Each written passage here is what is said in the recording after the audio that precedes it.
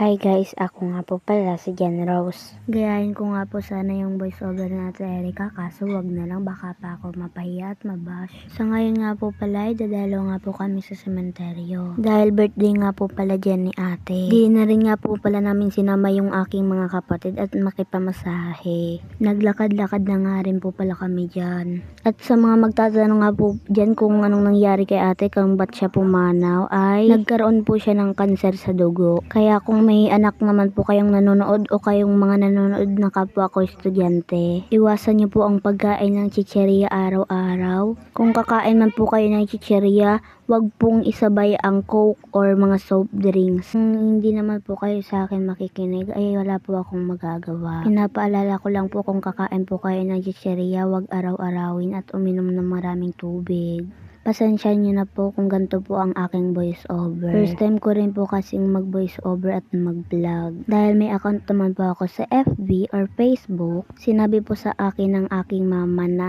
try ko raw pong mag vlog kahit isang beses. At baka malay ko raw po ay dumami po ang aking mga followers at maraming sumuporta.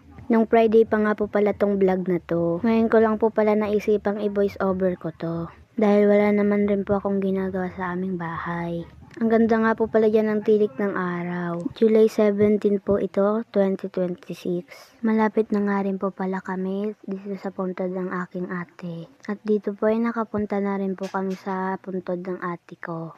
At nalimutan ko nga rin po palang sabihin na hindi lang po pala si ate ang pumanaw, kundi rin po si kuya. At sa magtatanong po kung ba't po si kuya pumanaw, ay nang dahil po sa kulang sa araw ng ipinanganak si kuya.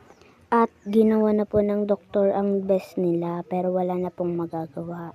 O siya, ibahin naman po natin ang topic. Nagsindi na nga po pala dyan ng 4 na kandila ang aking mama. 16th birthday na po pala dyan ni ate. At 14 years old na po pala dyan dapat si kuya. Ang dati po ay pag tuwing dadalaw po kami sa sementeryo, ay lagi po akong umiiyak at hindi ko po pinapakita sa aking magulang. At tinatanong ko po sa aking sarili na ano kayang pakiramdam na may ate at kuya. Sana kung nabubuhay lang po sila ay 6 po kaming magkakapatid. Sa ngayon po ay 4 na lang po kami at ako po ang panganay. Pagpasensyahan nyo na nga rin po pala kung ba't pumahina ang aking boses. Dahil first time ko nga rin po pala sa pag-voice over at pag-vlog. Pero malay nyo, sa susunod hindi na ako mahiyain. Babawi po ako sa aking next na video. Napakasaya nga po pala namin dyan ng aking mama dahil wala pong luha ang kandila. Opo, tama po kayo nang narinig. Dahil kung dati-rati po, ay grabe po ang luha ng kandila at grabe po ang tampo ng aking ate at kuya. Pauwi na nga rin po pala kami dyan. Hindi na po namin naantayin na maubos yung kandila.